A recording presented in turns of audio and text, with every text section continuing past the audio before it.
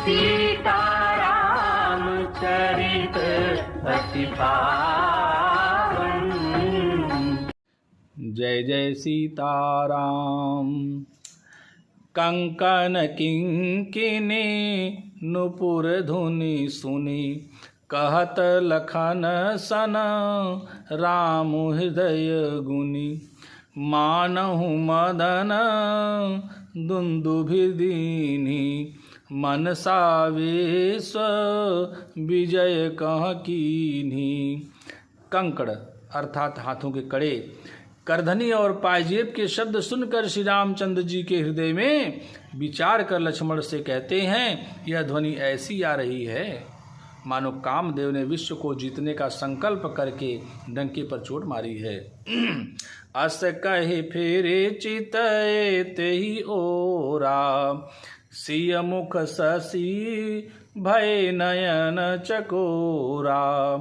भय बिलोचन चारु चंचल, मनहु सकुचिन में तजे दिगंचल।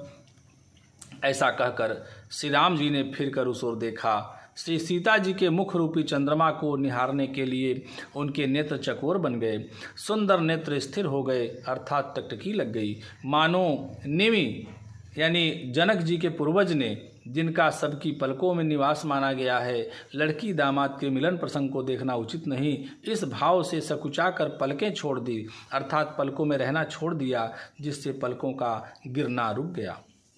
देखि सिय शोभा सुख पावा, हृदय सराहत बचनु न आवा।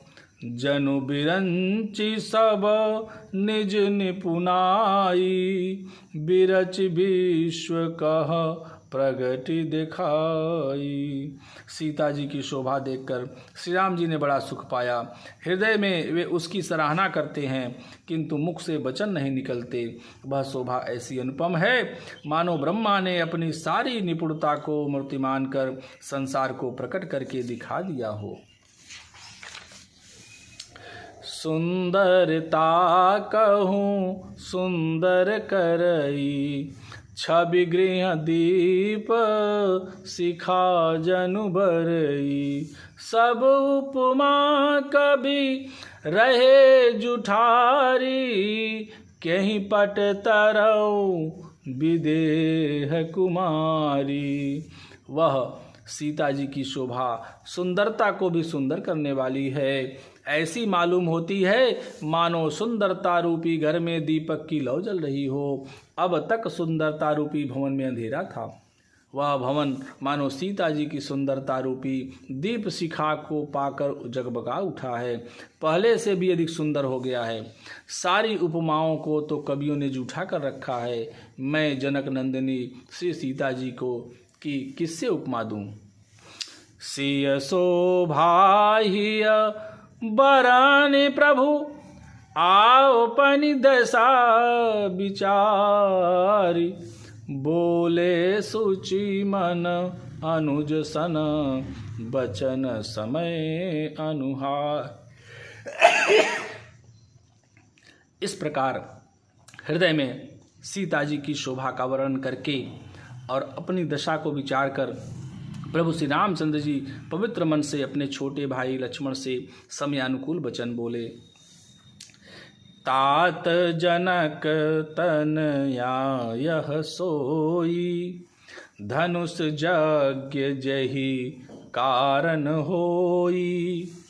पूजन गौरी सखी ले आई, करत प्रकाशु फिरे फूलवाई।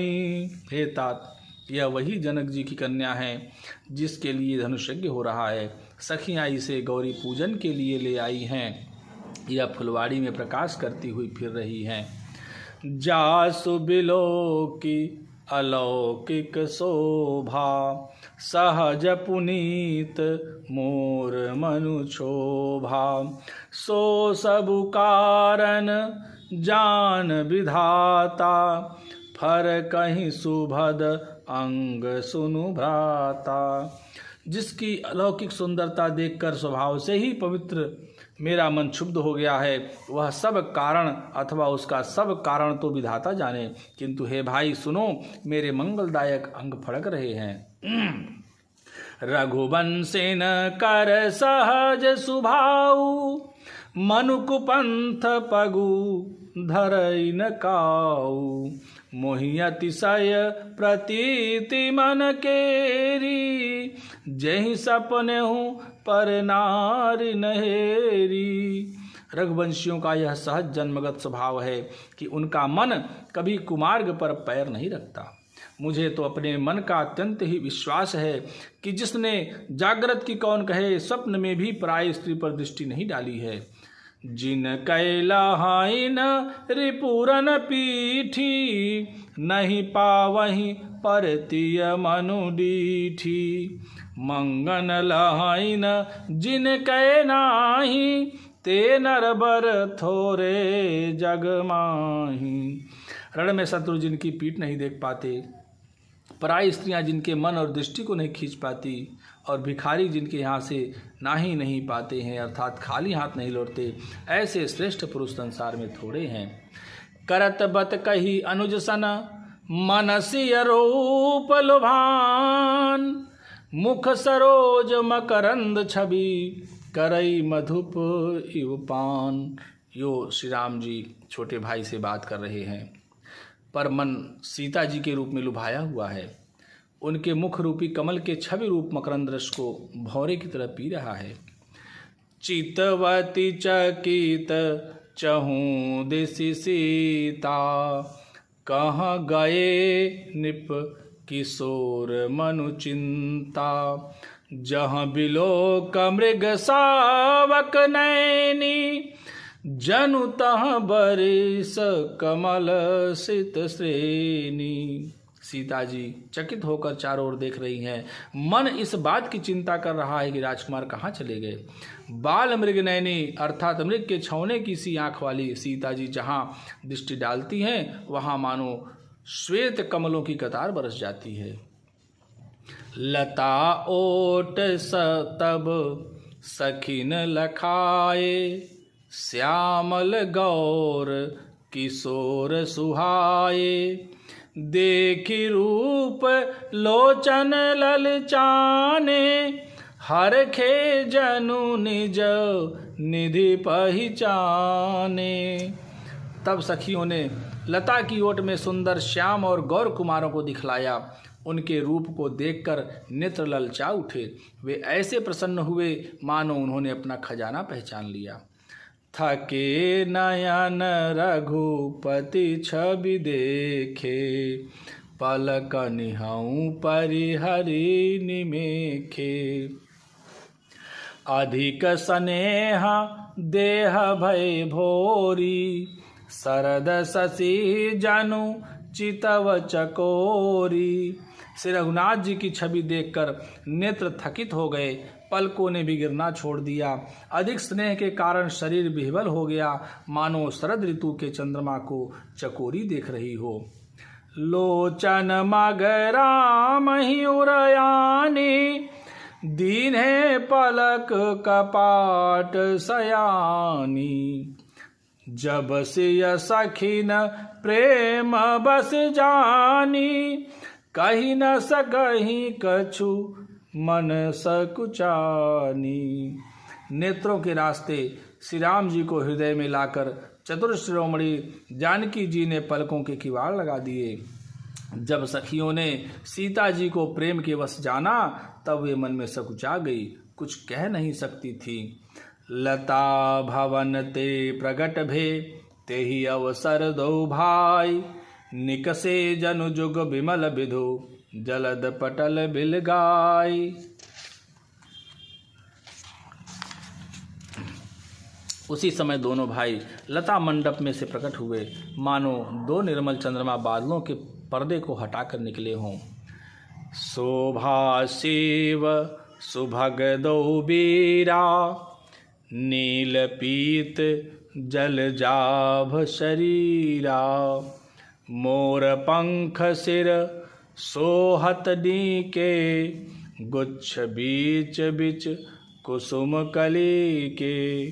दोनों सुंदर भाई शोभा की सीमा है। उनके शरीर की आभा नीले और पीले कमल की सी है। सिर पर सुंदर मोर पंख शोभित हैं। उनके बीच बीच में फूलों की कलियों के गुच्छे लगे हैं। भाल तिलक श्रम बिंदु सुहाए, श्रवण सुभग भूषण छवि छाए। बिकट भ्रिकुट कच घूघर वारे, नव सरोज लोचन रत्नारे। माथे पर तिलक और पसीने की बूंदें शोभायमान हैं। कानों में सुंदर भूषणों की छवि छाई है। टेढ़ी भौवें और घुंघराले बाल हैं। नए लाल कमल के समान रत्नारे लाल नेत्र हैं।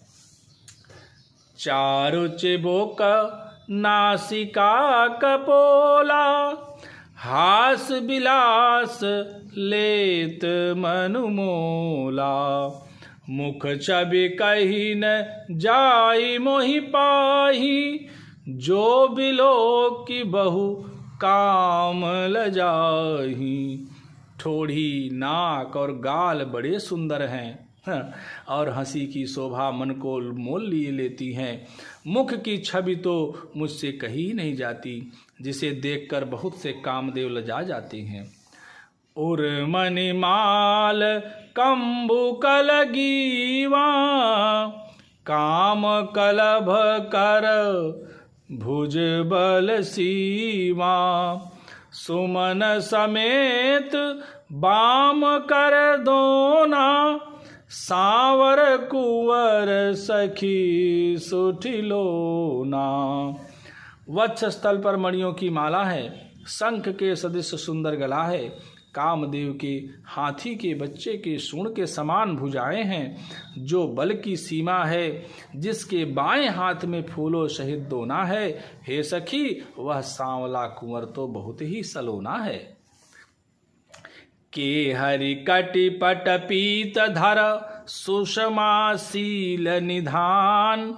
देखी भानुकुल भूषणहि, बिसरा सखिन यपान। सिंह की सी कमर वाले पीतांबर धारण किए हुए शोभा और शील के भंडार सूर्य कुल के भूषण श्री रामचंद्र जी को देखकर सखियां अपने आप को भूल गई। धरि धीरजु एक आली सयानी, सीतासन बोली गही पानी। बहुरी गौर कर ध्यान करे हूँ, भूप किशोर देख किन ले हूँ। एक चतुर सखी धीरज धरकर हाथ पकड़कर सीता जी से बोली, गिरजा जी का ध्यान फिर कर लेना, इस समय राजकुमार को क्यों नहीं देख लेती। सकुचि सीय तब नयन उघारे, सन्मुख दो रघु सिंह निहारे। नख सिख देखी राम के शोभा, सुमिर पिता पनु मनु अति क्षोभा। तब सीता जी ने सकुचाकर नेत्र खोले और रघुकुल के दोनों सिंहों को अपने सामने देखा। नख से शिखा तक श्री राम जी की शोभा देखकर और फिर पिता का प्रण याद करके उनका मन बहुत क्षुब्ध हो गया। पर बस सखिन लखी जब सीता, भयउ गहोरो सब कहीं सभीता। पुनि आयब एहि बेरिया काली, अस कही मन बिह सी एक आली। जब सखियों ने सीता जी को परवश देखा तब सब भयभीत होकर कहने लगी, बड़ी देर हो गई, अब चलना चाहिए, कल इसी समय फिर आएंगी। ऐसा कहकर एक सखी मन में हंसी। गूढ़ गिरा सुने सिय सकुचानी, भयउ विलंबु मातु भयमानी। धरि बड़ी धीर राम उर आने, फिर अपन पऊ पितु बस जाने। सखी की यह रहस्य भरी वाणी सुनकर सीता जी सकुचा गई। देर हो गई जान उन्हें माता का भय लगा। बहुत धीरज धरकर वे श्री रामचंद्र जी को हृदय में ले आई और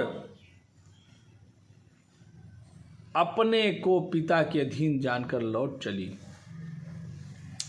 देखन में समृग बिहग तरु फिरई बहोरी बहोरी निरखी निरखी रघुबीर छवि बाढ़ई प्रीति न थोरी।